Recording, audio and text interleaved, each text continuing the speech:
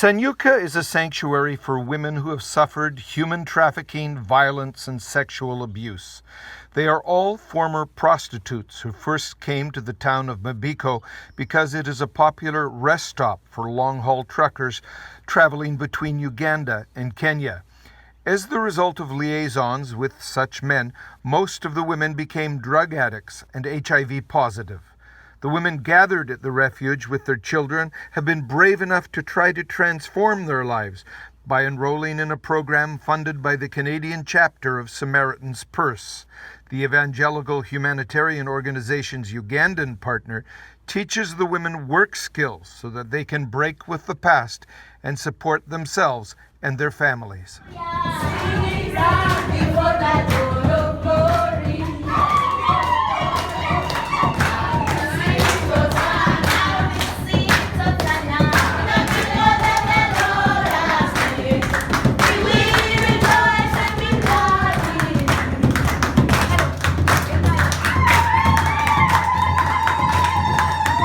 Women are put down by society. How do you get them to forget or put this aside, and how do you get them to move forward with their lives? By meeting them and loving them and helping them, walking alongside them on the journey of recovery. They can get to a better place by being helped. They cannot get to a better place on their own. They have to be helped by someone with a heart for them. Auntie Mary nga gamata alonda abakyala ku street obayamba. So one day I was lucky, I met Auntie Mary on the street, the director of this project, and she said that she was helping women who were engaging in prostitution on the streets. Tekyali kyangu okuva mu street. Kubanga kye twali tufunye nali funamu kyakulya bwe nina omwana bwe nali negenda nga netunda. So